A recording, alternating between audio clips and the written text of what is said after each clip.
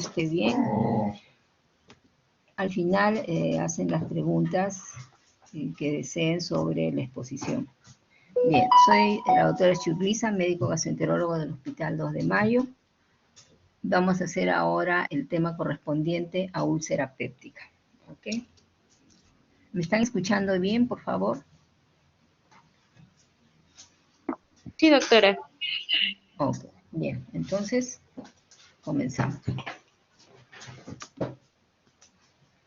Bien, ¿están viendo bien la imagen todos? ¿Sí?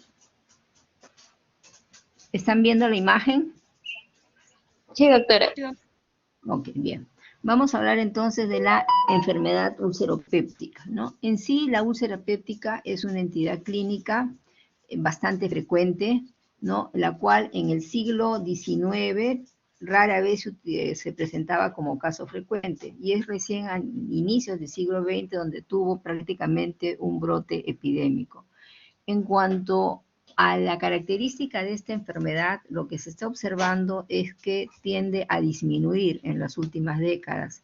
Y esto porque vamos a observar en la exposición que lo que son los medios de diagnóstico y tratamiento se han modificado. Se considera que para que se produzca enfermedad ulcerosa existen dos factores importantes que representan más del 90% como factor etiológico de la enfermedad ulceropéptica. Y es el consumo de medicamentos representados por los antiinflamatorios y la presencia de Helicobacter pylori. La presencia de Helicobacter pylori pues fue la causa de la modificación de los tratamientos. Si ustedes agarran un libro antiguo de medicina van a ver pues que las úlceras antes se trataban con dietas frecuentes, ¿no? Con lo cual se trataba de estabilizar, por decir, el pH en el paciente y mejorar la evolución de la enfermedad. Luego aparecieron los bloqueadores H2 y ahora estamos ya con medicamentos que son tipo inhibidores de bomba.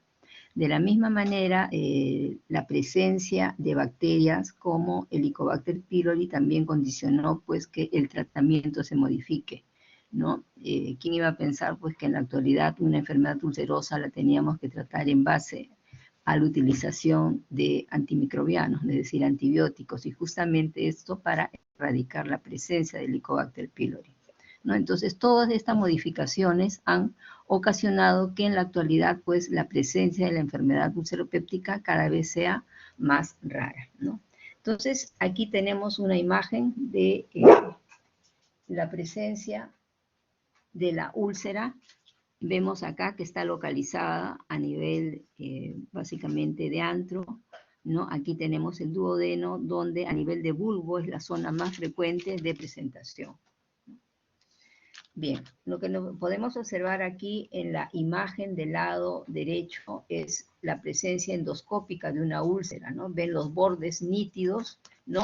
Con presencia de fibrina. Bien, entonces, aquí lo que quiero recalcar en la primera parte de la teoría es la diferencia de lo que son dos lesiones que muchas veces se confunden, ¿no? Una úlcera péptica y una erosión. La úlcera en sí se define como una solución de continuidad a nivel de la mucosa, que tiene que tener como mínimo 5 milímetros de diámetro, ¿no?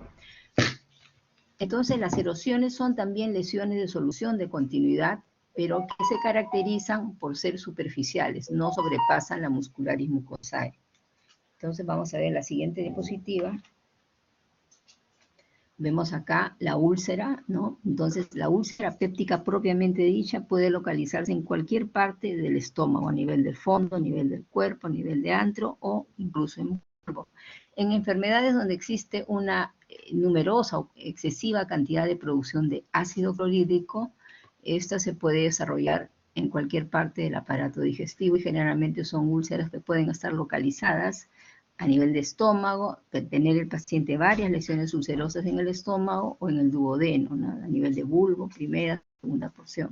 Estos son los casos de Solnier-Ellison, ¿no? Que son patología en la cual ya existe un factor genético que condiciona pues el aumento de producción de ácido clorhídrico, ¿no? Bien, entonces no olvidarse que la úlcera péptica en sí puede estar localizada entonces en cualquier parte del estómago. En la gráfica que está ahí se ve la lesión ulcerosa. Como les decía, las úlceras son una solución de continuidad, entonces, que sobrepasa la muscularis mucosae. Esta úlcera puede penetrar, pasar la capa muscular y producir problemas de perforación. Bien. Un ratito, por favor. Hay problemas para que avance el...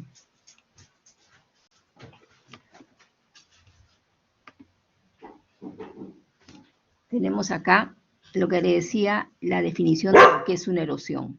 La erosión o ulceración o lesiones agudas de mucosa gástrica se caracterizan por ser lesiones superficiales, ¿no? Aquí se tiene un corte histológico de una pared gástrica y la lesión que ven en la parte superior, que parece una moneda, viene a ser una erosión que es muy superficial, ¿no? Entonces, las erosiones o ulceraciones o lesiones agudas de mucosa gástrica no sobrepasan la muscularis mucosae. Entonces, cuando uno entra a hacer la endoscopía, hay veces estas erosiones pueden ser únicas o pueden ser múltiples. Generalmente, su diámetro es menor de 5 milímetros. Estas también están relacionadas a lo que es el consumo de AINES o la presencia de Helicobacter pylori. En el caso de la úlcera, miren ustedes, ¿no? La úlcera, como les decía, es una solución de continuidad profunda. Sobrepasa entonces la mucosa, la submucosa, y en caso de complicaciones puede sobrepasar la pared muscular acerosa y producir cuadros de perforación.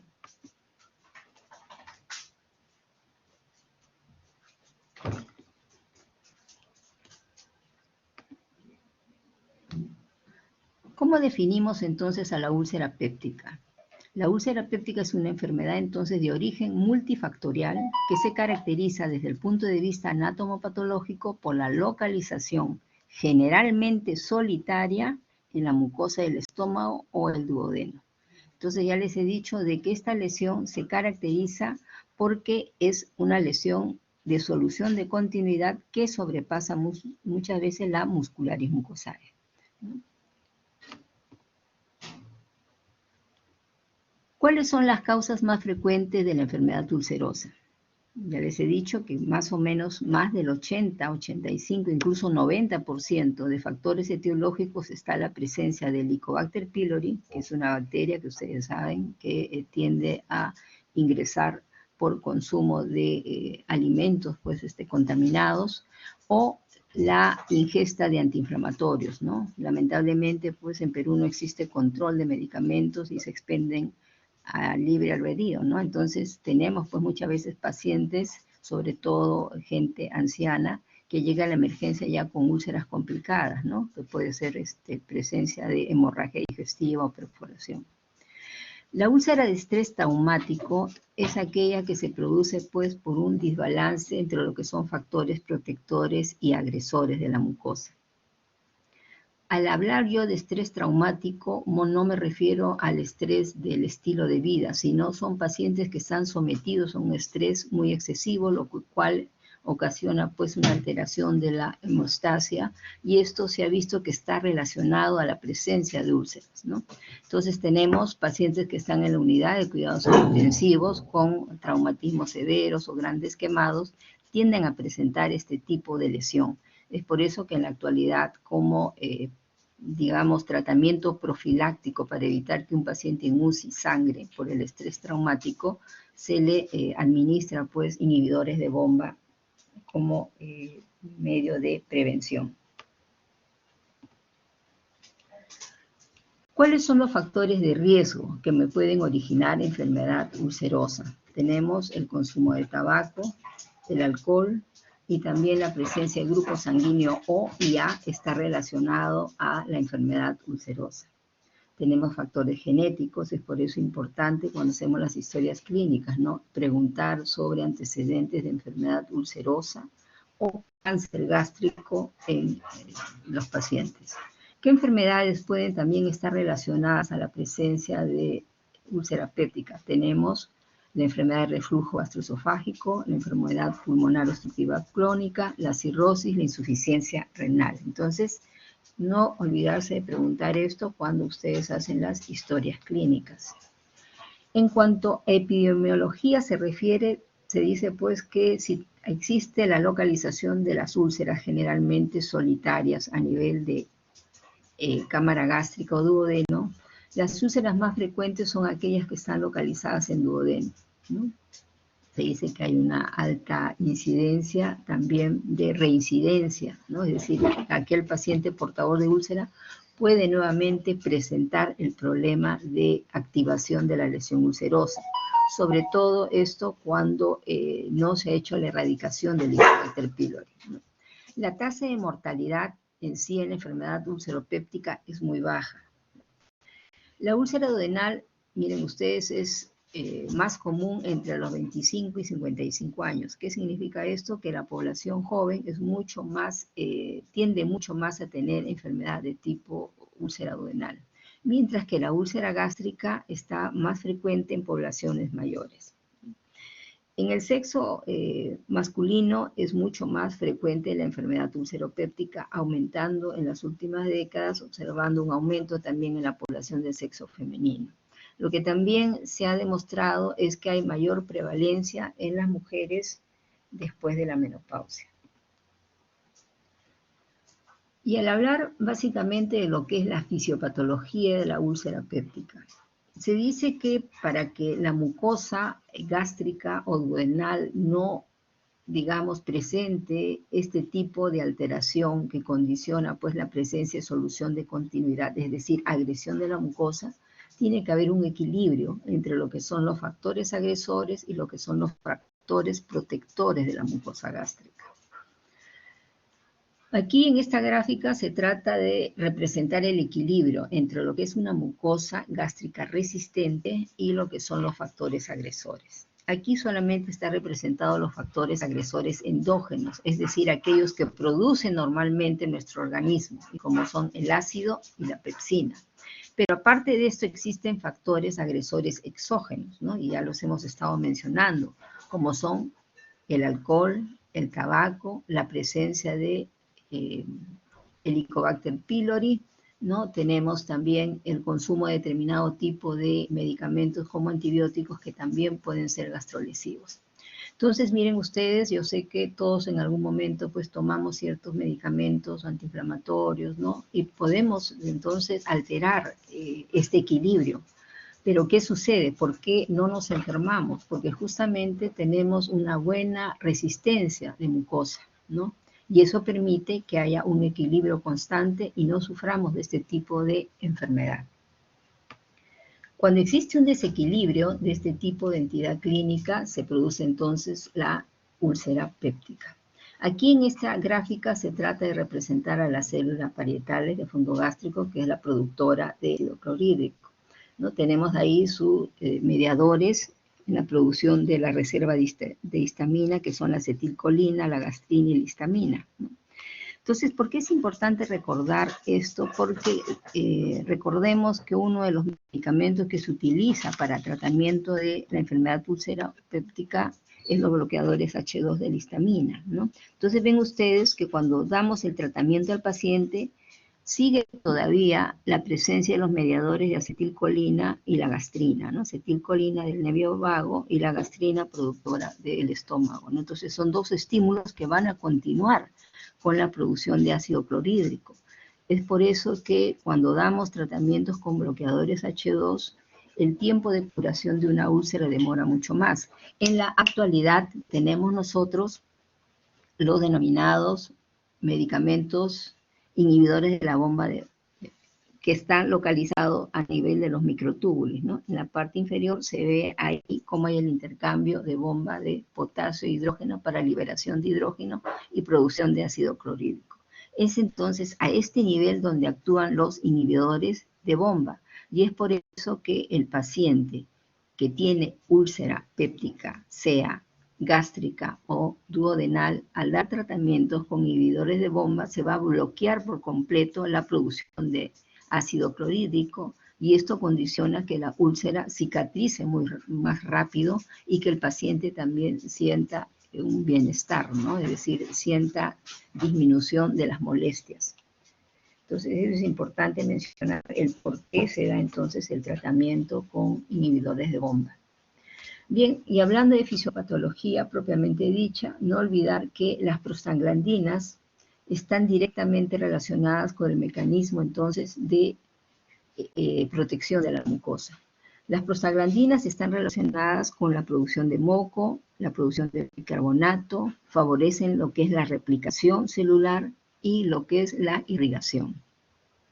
Otro factor que también está relacionado y se ha observado en lo que es un medio de protección de la mucosa gástrica es el óxido nítrico, ¿no? Se ha demostrado que también este favorece lo que es la replicación celular y lo que es la irrigación, ¿no? Los últimos antiinflamatorios tratan pues de estimular la producción de óxido nítrico, ¿no? Pero ¿qué sucede? De que muchas veces las dosis aumentadas o elevadas de antiinflamatorios condicionan que muchas veces estos pacientes que están en tratamiento con inhibidores de bomba tipo COX-2 también hagan enfermedad ulcerosa, ¿no? Entonces también hemos observado, ¿no?, este tipo de problema en los pacientes. Bien, aquí tenemos nosotros entonces una mucosa, digamos, libre de enfermedad ulcerosa, ¿no? Tenemos acá la capa de mucosa gel, la presencia de bicarbonato y las células de la mucosa completamente limpias, ¿no? Entonces, cuando hay la producción de pepsina o ácido clorhídrico, miren cómo la mucosa trata de inhibir entonces la lesión, ¿no? Se produce moco. Si un ion hidrógeno llega a pasar, inmediatamente el bicarbonato lo descompone en agua y CO2 de tal manera que no se permite la agresión entonces de la capa de células epiteliales, ¿no? Ven ahí también la pepsina, trata de ingresar, pero no logra entonces lesionar la úlcera o lesionar la pared de la mucosa. Cuando damos antiinflamatorios, lo que sucede es esto. Se pierde lo que es la replicación celular, se pierde lo que es la producción de moco, se pierde lo que es la producción de bicarbonato, y entonces se ingresa lo que son los factores agresores y comienzan a producir entonces problema de erosión o ulceración de la mucosa gástrica, ¿no? Entonces ahí ven ustedes cómo es entonces el mecanismo por el cual se produce la lesión ulcerosa. ¿Cuáles son los síntomas que me puede manifestar un paciente con úlcera péptica? Los síntomas pueden ser inespecíficos muchas veces, ¿no? Tenemos dolor o molestia generalmente en la parte superior del abdomen, es decir, en el epigastrio.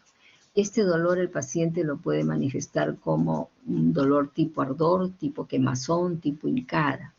Otro síntoma que va a referir el paciente es la distensión abdominal, ¿no? El famoso hinchazón de estómago. La plenitud precoz es el síntoma que se caracteriza porque el paciente ingiere determinada cantidad de alimento y se llena rápidamente, ¿no? Entonces el paciente le va a decir, doctor, doctora, como y me lleno rápido, no como lo que antes comía.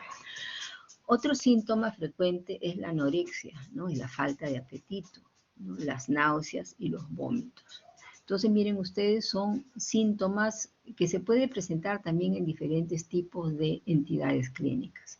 Y otro dato importante es que las úlceras pueden sangrar, ¿no? Entonces, el paciente puede presentar melena, hematemesis o incluso hasta hematoquesia si hay compromiso de un vaso grande, ¿no? Entonces, un sangrado moderado severo puede causar heces características, ¿no? La melena, pues, es la presencia de heces oscuras, negras, ¿no? Como brea, de un olor muy penetrante, ¿no? El sangrado también puede ocasionar problemas de anemia crónica, ¿no? Si tenemos casos de pacientes, pues, que tienen problemas de úlcera durante muchos meses y ya van al médico cuando ya está complicado, y lo que un paciente ya con anemia por una pérdida continua, ¿no? Crónica de sangre.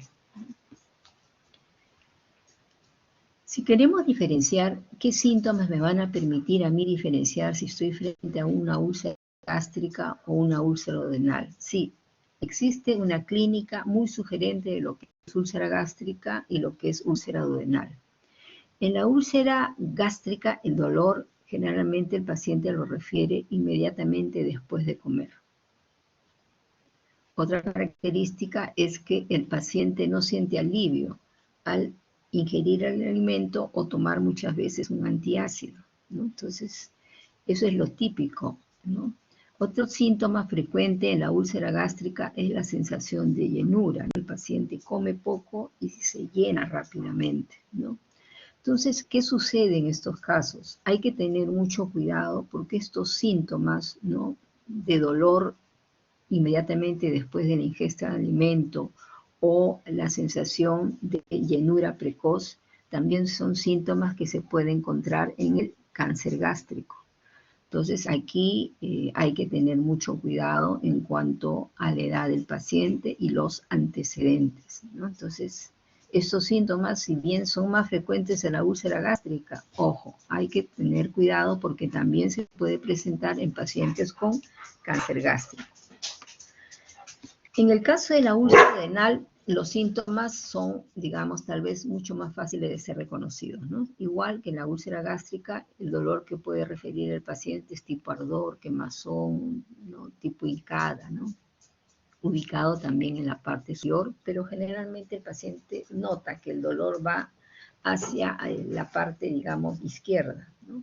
El dolor puede ocurrir, miren ustedes, o empeorar cuando el estómago está vacío. Esto es algo muy típico de la úlcera duodenal, ¿no? Entonces el paciente, ¿qué hace? Come, porque sabe que al comer va a mejorar la molestia del ardor. Pero generalmente a las 2 o 5 horas de la comida, otra vez comienza el paciente con la molestia, ¿no? Entonces se dice que en la úlcera duodenal lo característico es que el dolor es rítmico, crónico y de tipo periódico, ¿no? ¿Qué sucede? Generalmente el paciente siente también el dolor en la noche, ¿no? Ustedes saben, en la noche dormimos pues un promedio de 6 a 8 horas, ¿no? Entonces, durante ese tiempo hay una producción de ácido normal en el estómago, ¿no? No estimulado como cuando uno ingiere alimentos, ¿no? Entonces, ¿qué sucede? El paciente siente el ardor en la noche y lo despierta. ¿Y qué hace el paciente? Como sabe que al comer algo va a disminuir, generalmente él ingiere, ¿no?, un vaso de agua, un vaso de leche, ¿no?, o algún alimento, porque con eso nota alivio. Entonces nosotros siempre debemos preguntar al paciente si tiene problema de ardor, dolor, primero la localización, luego con qué aumenta o con qué disminuye el dolor. Y otro dato importante es que si ese dolor lo despierta en la noche. Entonces, aquí tienen los síntomas más característicos de la úlcera duodenal. Por eso se dice que en la úlcera duodenal los síntomas son rítmicos, porque generalmente se presenta 2 hasta 5 horas después de los alimentos. Crónico, porque la molestia puede tener meses, ¿no?, incluso años. Y periodicidad, porque hay periodos en los cuales no se sabe por qué aumentan los síntomas y después nuevamente disminuyen, ¿no? Entonces, no olvidarse que en el caso de la úlcera duodenal puede haber ritmicidad, cronicidad y periodicidad. Otra característica de la úlcera duodenal, ya les había dicho al inicio, que es mucho más frecuente en población joven y es mucho más frecuente en el sexo masculino. ¿El examen clínico me puede indicar algo? Miren ustedes, generalmente es negativo en el ulceroso no complicado, ¿no? Por eso les decía que muchas veces el paciente se queja de ardor, le hacemos el examen clínico y no evidenciamos nada, ¿no? Entonces, muchas veces lo que se evidencia a veces es problema de anemia, porque el paciente tiene una úlcera y no ha sido adecuadamente tratado. En otro caso puede haber pues cierta hiperestesia o dolor a nivel del epigastrio. Generalmente entonces el dolor se sitúa a la derecha de la línea media en el 20% de los casos. Ustedes saben que en medicina a veces nada es absoluto, ¿no? Los pacientes a veces pueden tener también un dolor que se irradia a región posterior, una región lumbar, y eso ya me habla de un problema de complicación de úlcera.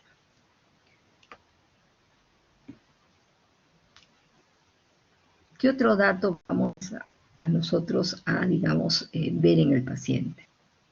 Siempre que ustedes examinen un paciente, tienen que hacer el examen clínico completo.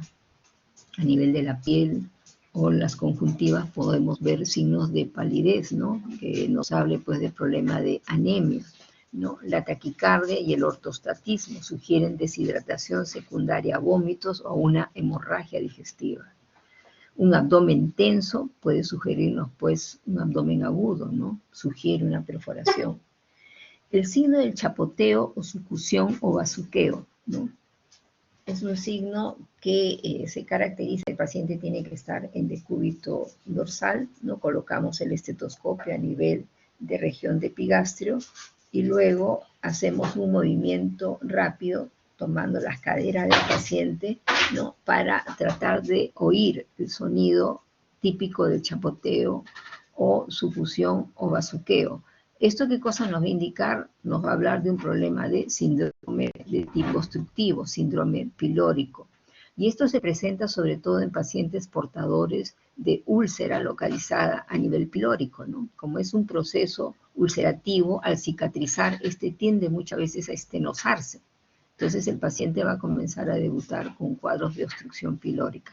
Entonces no olvidarse que el chapoteo, la sucusión o bazuqueo también puede estar presente en un paciente con una úlcera péptica complicada.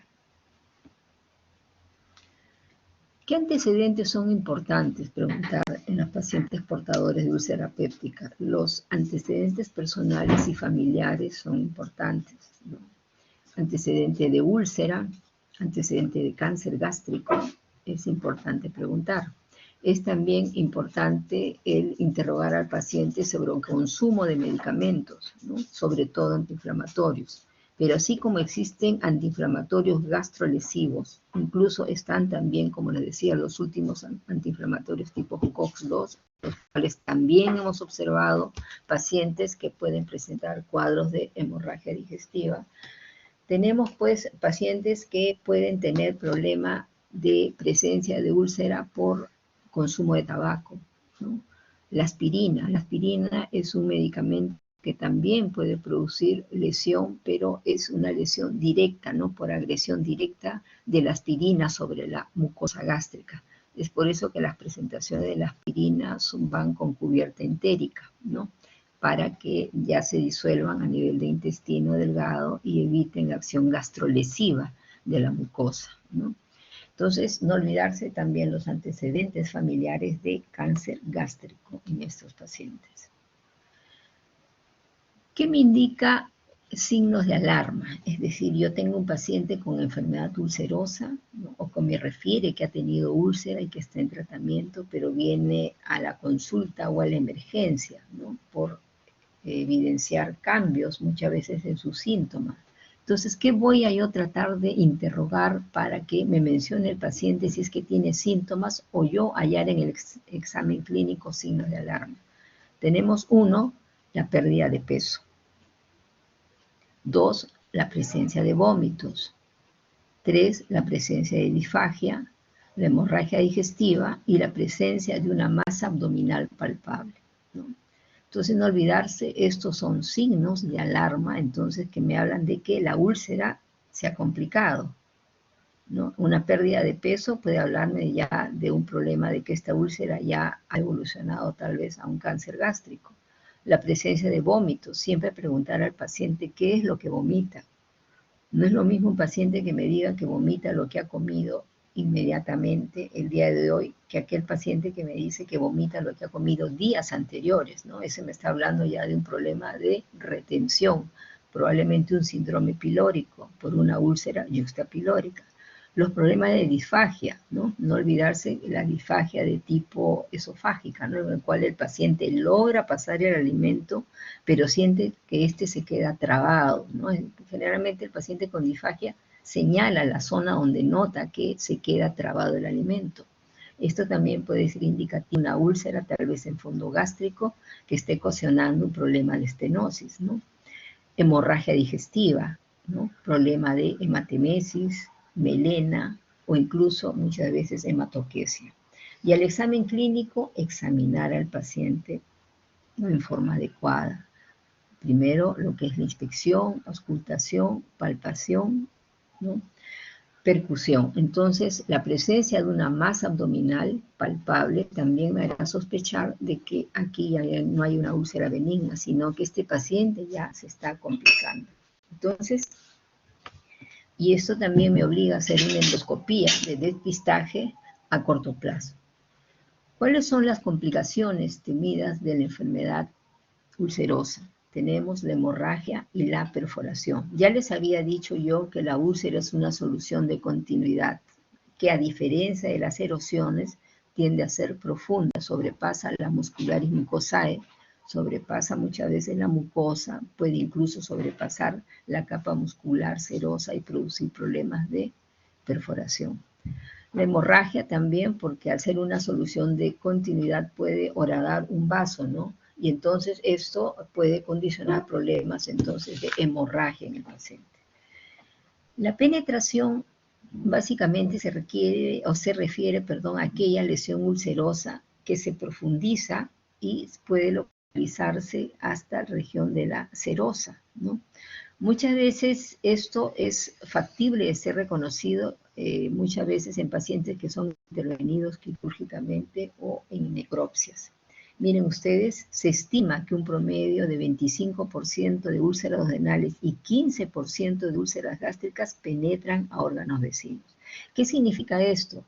De que la lesión ulcerosa puede abarcar y el peritoneo puede, digamos, cerrar y evitar de que el paciente tenga un cuadro de abdomen agudo, ¿no? O sea, la úlcera penetró, pero no llegó a perforar internamente, ¿no? Entonces, muchas veces en estos pacientes, pues, existe esos signos de alarma, ¿no? Pierde las características el dolor ulceroso, ¿no? Ya la úlcera no calma con la ingesta de alimentos, la úlcera ya no calma con la medicación, la úlcera ya no solamente le produce ardor en la boca del estómago al paciente, sino muchas veces irradia región lumbar.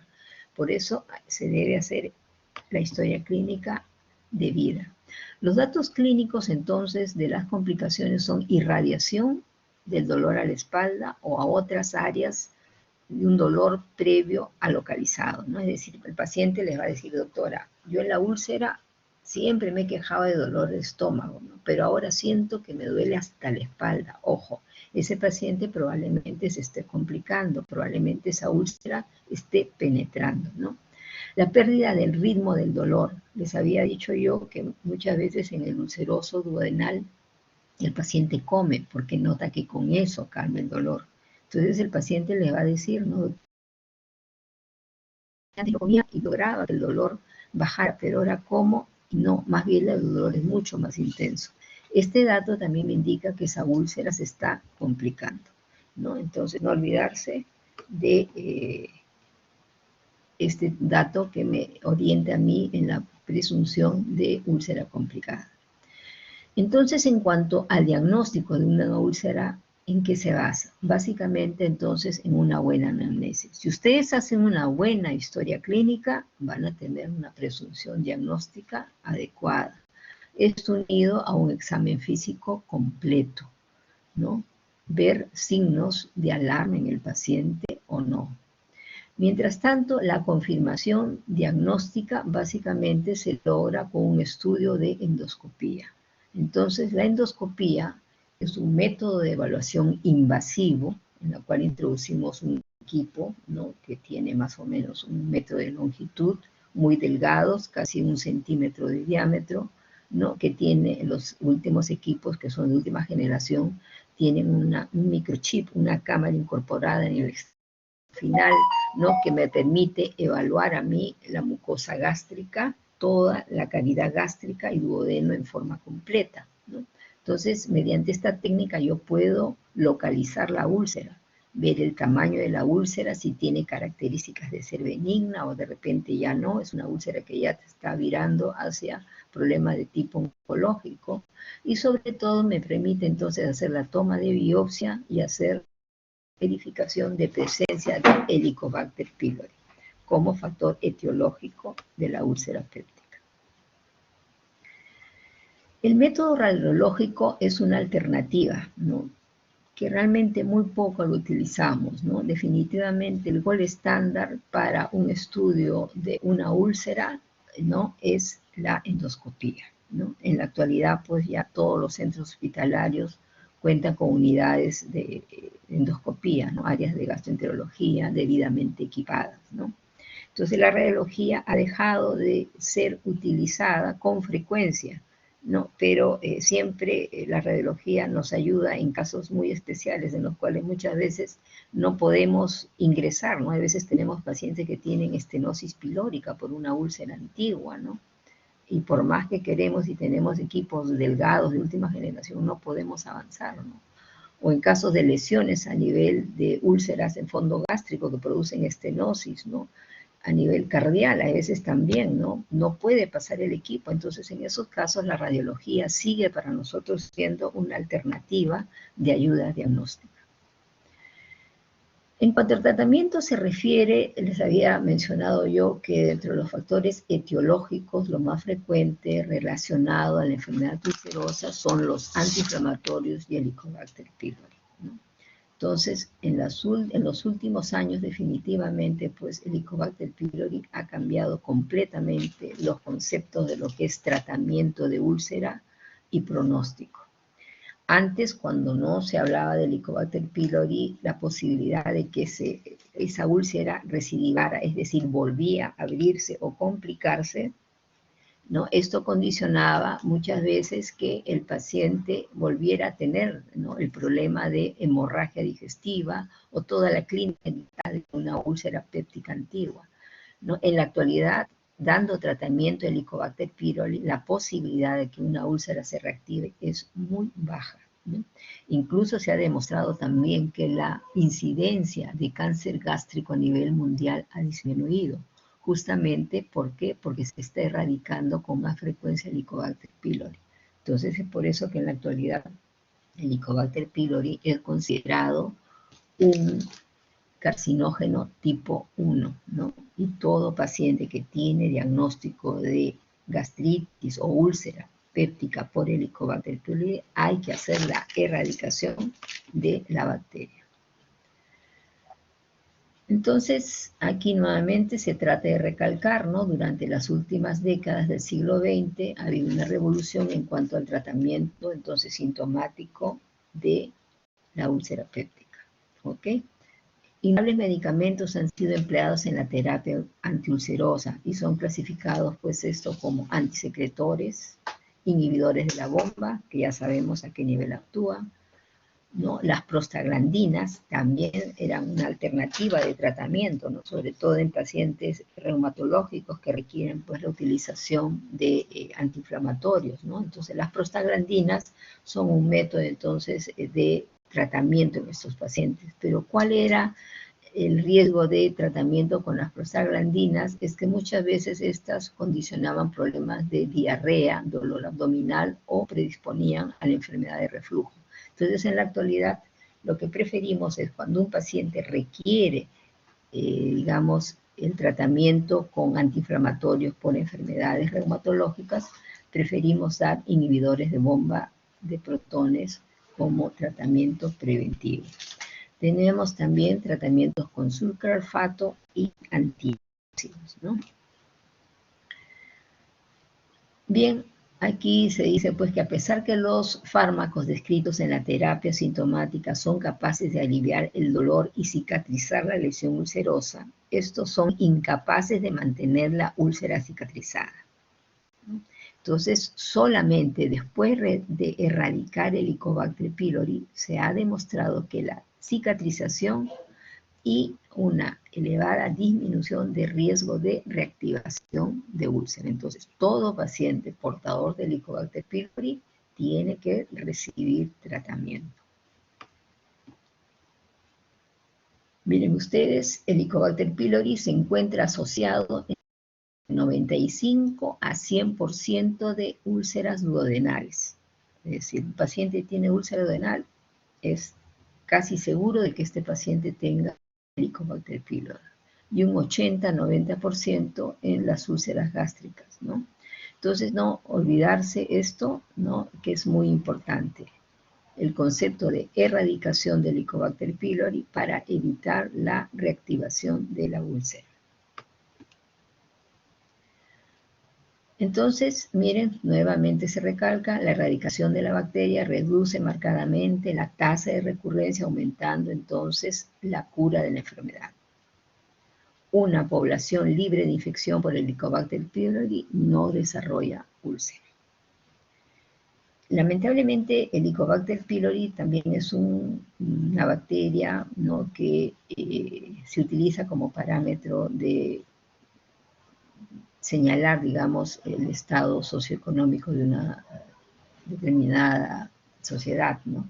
Entonces, el Helicobacter pylori en países industrializados y desarrollados es muy poco frecuente, ¿no? Mientras que en países subdesarrollados, ¿no?, nosotros tenemos en promedio un 70% de presencia de Helicobacter pylori en poblaciones. Y esto se eleva mucho más en áreas, digamos, de depresión económica, ¿no? Entonces, no olvidar este concepto, ¿no? Entonces, es por eso que el cáncer gástrico, lamentablemente, nosotros tenemos una alta incidencia de cáncer gástrico, ¿no?, por justamente la posibilidad de presencia de esta bacteria. Entonces, no olvidar ese concepto. De que ha disminuido la cantidad de Helicobacter pylori en la población en cuanto a porcentaje se refiere, sí, ¿no? Antes se decía que teníamos nosotros una presencia de Helicobacter pylori que superaba el 80-90% de la población. En la actualidad, como les digo, ha bajado hasta un 70%, pero este valor sigue aumentando lamentablemente en áreas donde existe pobreza y no existe la presencia de agua potable, ¿no? Nuestra capacidad de sistema sanitario, pues lamentablemente es muy mala, ¿no? Tenemos pues áreas en las cuales todavía toman agua de río, o ven ustedes acá en Lima nomás, ¿no?, las cisternas, ¿no?, que transportan agua. Entonces son formas no adecuadas, ¿no?, y eso conlleva pues a la infección por el Helicobacter pylori.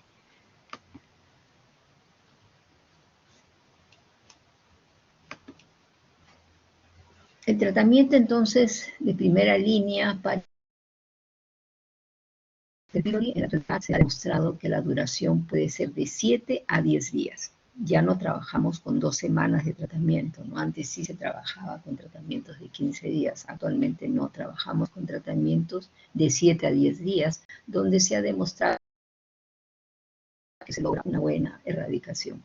Una dosis estándar de un inhibidor de bomba, ¿no?, cada 12 horas con 2 antibióticos. Generalmente trabajamos con claritromicina, 500 miligramos cada 12 horas vía oral, y amoxicilina, 1 gramo cada 12 vía oral.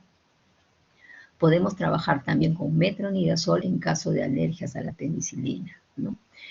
Algunos prefieren el tratamiento triple, que es inhibidor de bomba con los 2 antibióticos, mientras otros prefieren el tratamiento cuádruple, ¿no?, que es inhibidor de bomba, claritromicina, amoxicilina, más el bismuto. Y aquí se habla pues sobre la evolución de los tratamientos de las drogas inhibidoras, ¿no?, de secreción ácida. Ya hemos visto en la gráfica de la célula, ¿no?, cómo se produce el estímulo de la elaboración de ácido clorhídrico, la producción de ácido clorhídrico, ¿no? Tenemos receptores de membrana, ¿no? Entonces, antes pues se utilizaban los receptores H2, ¿no? Tenemos, por ejemplo, la ranitidina, la famotidina, la cimetidina, que fue uno de los primeros que aparecieron, ¿no? Entonces, la cimetidina tiene lamentablemente el riesgo de producir muchas veces problemas de tipo ginecomastia en el paciente, inhibidor de la libido. Entonces, todo esto condicionó que se modificara la fórmula y trabajamos actualmente con ranitidina, ¿no?, que es un medicamento mucho mejor aceptado, ¿no? Bien, entonces vemos que la posibilidad entonces de complicación de una úlcera, que es hemorragia o perforación, esta en la actualidad sea mucho más difícil que presente el paciente. Por eso se dice que actualmente el papel de la cirugía electiva se ha reducido al mínimo con el tratamiento de la úlcera péptica. Pero existen casos, sí, en los cuales se requiere tratamiento terapéutico.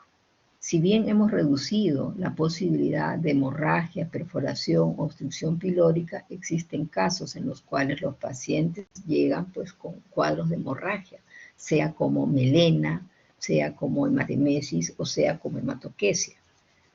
Actualmente disponemos, pues, nosotros de alternativas de tratamiento endoscópico, ¿no? Mediante las endoscopías podemos localizar el vaso sangrante y hacer escleroterapia, hacer inyectoterapia, ¿no? Hacer colocación de clips, ¿no? Entonces, una serie de métodos endoscópicos que me permiten controlar el sangrado.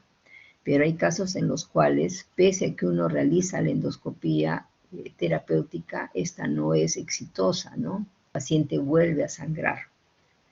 Eso es una posibilidad. La otra es que existen centros hospitalarios donde no hay la posibilidad de hacer endoscopías terapéuticas. Entonces el paciente tiene que ir a cirugía. En los casos de perforación, ya les he dicho, ¿no?, que las úlceras son soluciones de continuidad profunda y pueden perforar. Entonces el paciente va a tener cuadro de abdomen agudo y tiene que ir a emergencia y ser entonces inmediatamente intervenido quirúrgicamente.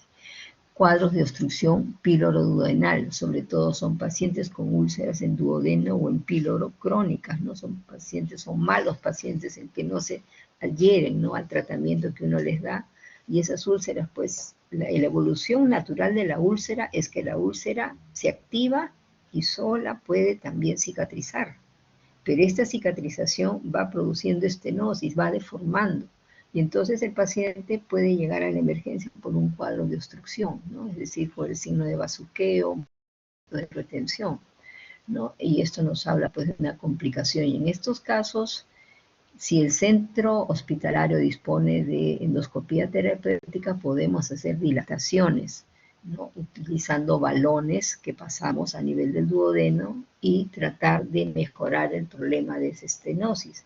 Pero cuando no se dispone de estos accesorios, el paciente tiene que pasar a cirugía. Y también la cirugía se utiliza en ciertos casos de intratabilidad clínica, ¿no?, sobre todo en pacientes que son, pues, muchas veces alcohólicos crónicos, fumadores crónicos, ¿no?, pacientes a veces psiquiátricos, ¿no?, que tampoco, pues, aceptan el tratamiento y no nos queda de otra más que decidir tratamiento quirúrgico, porque son a veces pacientes que regresan por repetidos episodios de hemorragia, ¿no? Y cada hemorragia, pues, es un riesgo de vida del paciente, y también a la utilización de lo que son transfusiones, ¿no? Entonces sabemos que es un mal paciente, que no se adhiere al tratamiento, que hace siempre episodios de hemorragia, entonces es preferible optar por tratamiento quirúrgico.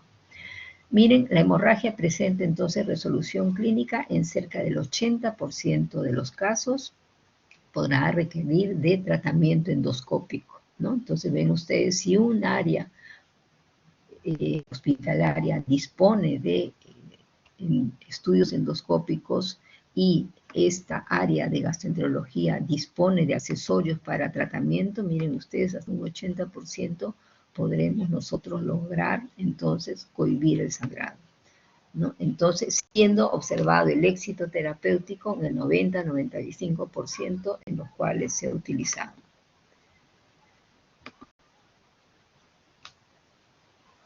Entonces, miren, no olvidarse que si bien disponemos nosotros de la alternativa de tratamiento endoscópico, ¿no?, el tratamiento quirúrgico está reservado entonces para los casos en que no se resuelva el cuadro endoscópicamente o en donde situaciones sean de riesgo de repetición de sangrados, como les he dicho, ¿no?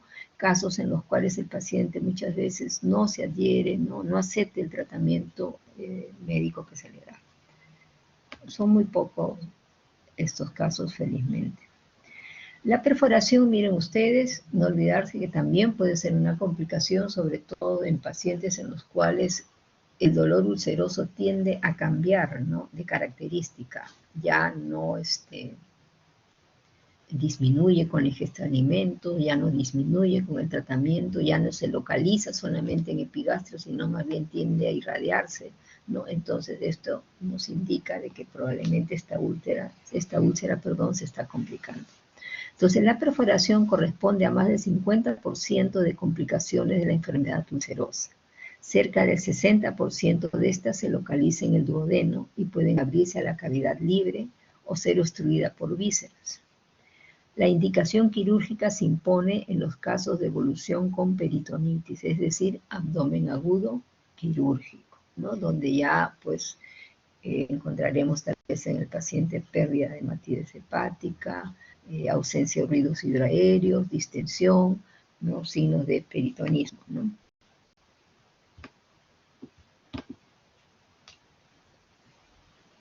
Miren ustedes la obstrucción píloro-duodenal, lo que les hablaba de los pacientes que pueden tener problema de un cuadro obstructivo, ¿no? La obstrucción píloro-duodenal que tiene signos de bazuqueo, ¿no? Corresponde al 35% de los casos complicados y se observa en el 4% de pacientes ulcerosos, existiendo la posibilidad que sea una úlcera yuxtapilórica, es decir, localizada a nivel del píloro mismo o mesobulbar, es decir, situada cerca al píloro en la región del bulbo duodenal. El tratamiento quirúrgico se indica en obstrucción completa o en casos que no sean posible la dilatación endoscópica. Entonces, si hay un área de gastroenterología que dispone de accesorios para tratamiento, este paciente primero va al área de gastroenterología para proceder a hacer las dilataciones endoscópicas. Si esta tiene éxito, ahí queda. Si no se logra el éxito, el paciente pasa a cirugía. Bien, y aquí nuevamente se repite, pues la intratabilidad clínica resulta en la actualidad la indicación poco frecuente para el tratamiento quirúrgico de la úlcera péptica, ¿no? Entonces, lo que es tratamiento quirúrgico de enfermedad ulceropéptica es muy raro, son en casos muy seleccionados, ¿no? Y aquí vemos una imagen endoscópica, miren ustedes, esta es una úlcera, ¿no? Miren los bordes de la úlcera, son bordes limpios, ¿no? Y la fibrina, esto indica que es una úlcera que está en cicatrización, ¿no? Miren ustedes, este es el duodeno, está todo edematizado, ¿no? Por eso el paciente pues tiene dolor, sensación nauseosa, y muchas veces esta úlcera cicatriza y puede producir pues estenosis a nivel del píloro, ¿no? Esta otra úlcera que ven ustedes es una úlcera localizada en cavidad gástrica, ¿no? Ahí ven los pliegues gástricos, ven esta úlcera, ¿no? Los bordes también bien definidos, pero aquí ven una fibrina sucia, pero las características de los bordes dan la apariencia de que es una úlcera de tipo benigna, ¿no? En los casos de úlcera gástrica estamos obligados a hacer biopsia, ¿no? Porque tenemos que hacer descarte de cáncer gástrico. Los equipos de última generación tienen cromoendoscopía incorporada, ¿no? Que es la factibilidad que tiene el endoscopista de cambiar el color, ¿no? De la imagen que está observando para tratar de resaltar los vasos y las glándulas y poder hacer una diferenciación endoscópica de las áreas donde haya mayor riesgo de cáncer, ¿no? Entonces facilita la toma de biopsia, ¿no? Son ya características propias del equipo, ¿no? Entonces ven lo que es una úlcera duodenal y lo que es una úlcera gástrica, ¿no? Y la siguiente imagen viene a ser lo que es la clasificación de Forrest, ¿no? La clasificación endoscópica. Les había dicho yo que una de las complicaciones de la enfermedad ulcerosa es la hemorragia digestiva. Entonces, cuando hay hemorragia digestiva, ¿no? En el caso de la úlcera hablamos de una hemorragia digestiva no varicial, ¿no? Entonces, miren ustedes, en el caso de pacientes que pueden cursar con hematemesis o hematoquesia o melena, muchas veces encontramos estas diferentes características de la úlcera, ¿no? Entonces nosotros, cuando hacemos el informe, utilizamos lo que es la clasificación de Forrest. La clasificación de Forrest es la que me va a orientar el riesgo de resangrado en el paciente, ¿no? Miren aquí ustedes, en las primeras dos imágenes, en la primera pegada al lado izquierdo de su pantalla, ven ese chisguete, ¿no? Ese es un sangrado activo, en jet que se le dice, ¿no? Entonces el paciente está sangrando activamente y ahí ¿qué hacemos? Si tenemos los accesorios, podemos hacer la colocación de un clip o hacer una ligadura, ¿no? Según la experiencia que tenga el médico endoscopista para cohibir ese sangrado. En otros casos utilizamos inyectoterapia o escleroterapia. La segunda imagen es Forrest 1B, en la cual hay un sangrado en napa, ¿no? Es decir, una úlcera está bañando ahí el sangrado, ¿no? Está constantemente sangrando, en ese caso hacemos lavado y luego hacemos inyectoterapia o escleroterapia según sea el caso. Entonces, en este estadio, Forres 1A, Forres B, 1B, perdón, el riesgo de resangrado es bastante alto, ¿no? Miren ustedes, en la parte inferior se habla pues de los riesgos, incluso hasta de mortalidad, ¿no? Luego tenemos el estadio Forres 2A y el Forres 2B, donde se evidencia en la lesión ulcerosa, ¿no?, de que esa úlcera ha sangrado, ¿no? Ahí ven ustedes la presencia de un coágulo en la tercera imagen o la presencia de una mancha, ¿no? Entonces, también esto, nosotros hacemos la diferenciación endoscópica y un estadio Forres 2B nos da pues un riesgo de resangrado mucho menor, ¿no? Miren ustedes, resangrado un 43% cuando estamos frente a un coágulo, o la posibilidad de un resangrado de 25% cuando tenemos una mancha solamente a nivel de la úlcera. Y en el estadio Forres 3 es donde la úlcera está limpia, ¿no? Miren, la posibilidad de resangramiento es muy baja, ¿no? 5%. Entonces, cuando nosotros hacemos el estudio endoscópico, utilizamos nosotros el término de Forres para poder hacer la clasificación endoscópica de riesgo de resangrado. Si yo hago el diagnóstico de una úlcera, ¿no?, con Forres 1A o 1B, se hace la interconsulta cirugía, ¿no? He hecho el tratamiento endoscópico, pero esto me indica de que este paciente puede resangrar, ¿no? Hay una posibilidad más de un 50% de resangrado, entonces ya cirugía tiene que estar a la alerta, ¿no? Se puede llevar nuevamente al área de endoscopía para un segundo tratamiento endoscópico según las condiciones del paciente o pasa a cirugía. Mientras que el estadio Forres B, 2B y 2C, la posibilidad de resangrado es mucho menor. Y en el estadio Forres 3 es una úlcera limpia donde no se evidencia entonces signos de sangrado. Bien, esta es la última diapositiva. Esa es la exposición del día de hoy. No sé si tienen alguna duda, alguna pregunta que hacer.